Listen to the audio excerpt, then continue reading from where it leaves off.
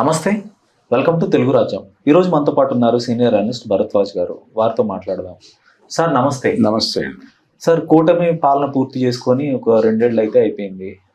ఈ సందర్భంగా పోటాపోటీగా కార్యక్రమాలు జరిగాయి. అటు కూటమి పార్టీలు ఒక సమావేశాన్ని ఏర్పాటు చేసుకొని వాళ్ళు ఏం చేశారో చెప్పుకున్నారు. తర్వాత ప్రతిపక్షాన్ని విమర్శించారు. ఇటు సైడ్ నుంచి, ప్రతిపక్షం సైడ్ నుంచి చూస్తే వైసీపీ 2 ఏళ్ల తర్వాత కొంత ఉధృతంగా వాళ్ళ కార్యకర్తలని సమూహపరచగలిగింది. కొంత వాళ్ళ ప్రజెన్స్ అయితే గ్రౌండ్లో కొంత యాక్టివ్గా కనపడింది. నిన్న వాళ్ళ శ్రేణుల్లో కూడా ఉత్సాహం అయితే స్పష్టంగా అయితే కనపడుతుంది. ఏంటి, వాళ్ళలో కొంత ఆప్టిమిజం పెరిగిందంటారా 2 ఏళ్ల తర్వాత? అంటే ప్రజల్లో వస్తున్న రియాక్షన్ ఏమైనా వాళ్ళు కొంత హోప్ ఇచ్చిందా? ఏమంటారు? అంటే కూటమి పాలన మీద సీరియస్ విమర్శలు అయితే వైసీపీ నుంచి ఇంకా మొదలు కాలేదు. నిన్న అంటే జగన్మోహన్ రెడ్డి గారు మాట్లాడినటువంటి ప్రెస్ మీట్ లో కూడా సాధారణమైన ఆరోపణలే చేశాడు ఆయన. అవినీతి పెరిగింది అన్నాడు ఆయన. డిఎస్సి పోస్టులు ఇచ్చామని చెప్తున్నారు, ఒక్కొక్క పోస్టు 20 లక్షలకు అమ్ముకున్నారు అని చెప్పాడు. సరే, 20 లక్షలకు అమ్మారా 5 లక్షలకు అమ్మారా అనేది అయితే ఒక ఇష్యూనే, కానీ అమ్మని వాడు ఎవడు అనేది ప్రశ్న. ఓకే, సరే, అవినీతి వ్యవస్థీకృతంగా ఉంది, అది దానిని మించిన చాలా దారుణాలు జరిగినాయి కూటమి ప్రభుత్వంలో. దాని గురించినటువంటి విమర్శలు రేఖామాత్రంగా కూడా లేవు అక్కడ. అంటే వేగ్ విమర్శలు ఉన్నాయి. వేగ్ విమర్శలు కాదు కావాల్సింది, స్పెసిఫిక్ ఈ విషయాలు మాట్లాడచ్చు. లా అండ్ ఆర్డర్ లేదు ఆంధ్రప్రదేశ్ లో అని ఒక టాపిక్ వచ్చింది. దాని మీద రూటెడ్ గా మాట్లాడలేదు ఆయన. అలాగే రెడ్ బుక్ అనేది పదే పదే మాట్లాడుతున్నాడు, దాని మీద సీరియస్ క్రిటిసిజం పెట్టాల్సిన అవసరం ఉంది. అలాగే వాళ్ళు కేసుల పేరుతో భయపెట్టే ప్రయత్నము, టెర్రరైజ్ చేసే ప్రయత్నం చేస్తున్నారు, దాని మీద సీరియస్ గా మాట్లాడాల్సిన సందర్భం ఉంది.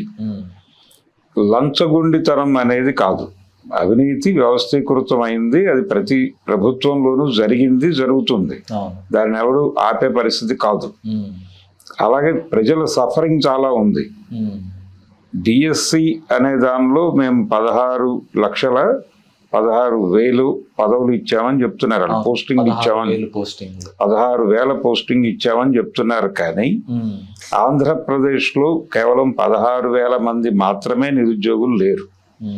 రెండోది, డిఎస్సి ద్వారా రిక్రూట్మెంట్లు జరిగిన తర్వాత కూడా చాలా చోట్ల వేకెన్సీలు ఉన్నాయి. ఒకే టీచరు 8 క్లాసులు తీసుకుంటున్న స్కూళ్ళు కూడా ఉన్నాయి. ప్రాపర్ డ్రిల్ మాస్టర్ లేనటువంటి స్కూళ్ళు చాలా ఉన్నాయి. ఉత్తరాంధ్రలో పర్టికులర్ గా చాలా స్కూళ్ళల్లో ఆ పోస్ట్ లేకుండా చేశారు. డిఎస్సి పరిధిలో అది కూడా ఉంది. మరి అవసరం ఉన్న వాళ్ళందరినీ ఎందుకు తీసుకోలేదు అనేది ఒక ప్రశ్న. ఒకవేళ ప్రభుత్వ స్కూళ్ళని కుదించాలనే స్కీమ్ ఏదైనా ఉండి 16,000కి కుదించారా అనే దాని మీద మీరు యుద్ధం చేయండి. ఉద్యోగాలు అమ్ముకున్నారు అనేది కాదు ఇష్యూ. అన్ని డిపార్ట్మెంట్లలోనూ ఉన్న వేకెన్సీల మీద ఒక నిఘా పెట్టండి. ఈ నియామకాలు ఎందుకు జరగట్లేదు అనే దాని మీద యుద్ధం చేయండి. అది ప్రయోజనకరం. ఇలాంటి అలాగే వాళ్ళు 140 పైన హామీలు ఇచ్చారు ఎన్నికల సందర్భంగా. అమలు కాని హామీలు అనేకం ఉన్నాయి. వాటిని అమలు చేయమని రోజువారీ ధర్నాలు చేస్తాం అమలయ్యే వరకు అని ఒక ప్రోగ్రాం తీసుకోండి. మైనారిటీలకి 50 ఏళ్ళు దాటిన వాళ్ళకి వృద్ధాప్య పింఛన్ ఇస్తాము అని చెప్పారు, ఎస్సీ ఎస్టీ మైనారిటీలకి. అది ఇంతవరకు అమలు కాలేదు. ఆడబిడ్డ నిధి అని చెప్పిన 1,500 అకౌంట్లో రావడం లేదు. అలాగే డ్వాక్రా మహిళలకి, డ్వాక్రా గ్రూపులకి 0 ఇంట్రెస్ట్తో లోన్లు ఇస్తామన్నారు. ఇప్పటివరకు ఒక్క అప్లికేషన్ కూడా అప్రూవ్ అవ్వలేదు. అలాగే వ్యవసాయానికి సబ్సిడీ పెంచుతామన్నారు, అది ఇప్పటివరకు ప్రాక్టికల్గా ఇంప్లిమెంట్ కాలేదు. ఈ అంశాల మీద మీరు రోజువారీ ఆందోళనలు డిజైన్ చేయండి ఆ సమూహాలతో. నిరుద్యోగ భృతి ఇస్తామన్నారు 3,000 రూపాయలు. ఇప్పటి వరకు ఒక్క నిరుద్యోగ అకౌంట్లో కూడా 3,000 పడలేదు. నిరుద్యోగం విపరీతంగా ఉంది రాష్ట్రంలో. ఐటీ సెక్టార్లో నుంచి బయటకు వస్తున్న వాళ్ళ సంఖ్య గణనీయంగా ఉంది. దాంతో పాటు అక్కడ అమెరికా నుంచి లేకపోతే ఇతర దేశాల నుంచి తరిమేస్తే వచ్చేసే వాళ్ళ సంఖ్య కూడా పెరిగింది. ఈ ప్రెజర్ ఉంది ప్రభుత్వం మీద. ఆ ప్రెజర్ని హ్యాండిల్ చేసే పద్ధతిలో మీ నియామకాలు లేవు. వీళ్ళందరూ నానా క్రైసిస్లోను సైకలాజికల్ డిజార్డర్స్తోనూ బాధపడుతున్నారు. డిప్రెషన్లోకి వెళ్ళిపోతున్నారు యూత్ అక్కడ. దాన్ని ఒక కోర్ ఐడియాగా తీసుకుని ఆ ప్రాంతంలో మీరు యుద్ధ భేరీ మోగిస్తే బలంగా ప్రభుత్వాన్ని హ్యాండిల్ చేయొచ్చు. ప్రభుత్వాన్ని నిలబెట్టి కడిగేయటానికి అది అద్భుతమైన ఛానల్. కాబట్టి ఈ ఇవన్నీ ఇంత అద్భుతమైన వాతావరణాన్ని వదిలిపెట్టేసి చిన్న చిన్న విషయాలు ఏవో మారుతున్నారు వాళ్ళు. అవినీతి, పోస్టులు అమ్ముకున్నారు, ఇవి కాదు. ఇది కాకుండా కొంచెం రూటెడ్గా పనిచేయాల్సిన అవసరం అయితే ఉంది. ఇదే టైంలో వైసీపీలో ఒక కన్ఫ్యూజన్ ఉందేమో అని నేను అనుకుంటున్నాను. అదేంటంటే విధానపరమైన అంశాల జోలికి ఎందుకు వెళ్ళట్లేదు వీళ్ళు అంటే, అది ఎక్కడ కేంద్ర ప్రభుత్వ వ్యవహారాల్లోకి జోక్యంగా అనిపిస్తుందేమో, ప్రొజెక్ట్ అవుతుందేమో అనేది ఎక్కడో ఒక శంక ఏదో ఉంది వాళ్ళకి అధినాయకత్వంలో. అది ఆయన జగన్ మొన్న మాట్లాడేట. కేంద్ర ప్రభుత్వ పాలనా విధానాల పట్ల మేము ఆచితూచి వ్యవహరిస్తాము అని చెప్పాడు ఆయన. ఈ ఆచితూచి వ్యవహరించటం అనే మాట అనేక డౌట్లకి, అంటే ఈ మాట కంటే ముందు ఆయన వెస్ట్ బెంగాల్ ఎలక్షన్లో జరిగిన దుర్మార్గాల గురించి, తమిళనాడు ఎన్నికల్లో జరిగిన దుర్మార్గాల గురించి కార్యకర్తల సమావేశంలో మాట్లాడాడు. ఆ మాట్లాడిన దానికి కేంద్ర ప్రభుత్వ విధానాల పట్ల ఆచితూచి వ్యవహరిస్తామనే మాటకి మధ్యలో ఒక 10 రోజులు గ్యాప్ ఉంది. ఈ గ్యాప్ లో ఆయనకి ఏవైనా ముట్టికాయలు పడ్డాయా అనేది ఒక డౌట్. అందుకని ఆయన కోర్ ఏరియాలోకి వెళ్ళి దాడులు చేయట్లా. కోర్ ఏరియాని బయట ఏదో దాడులు జరుగుతున్నాయి, కానీ లా అండ్ ఆర్డర్ ప్రాబ్లం చాలా బలంగా ఉంది ఏపీలో.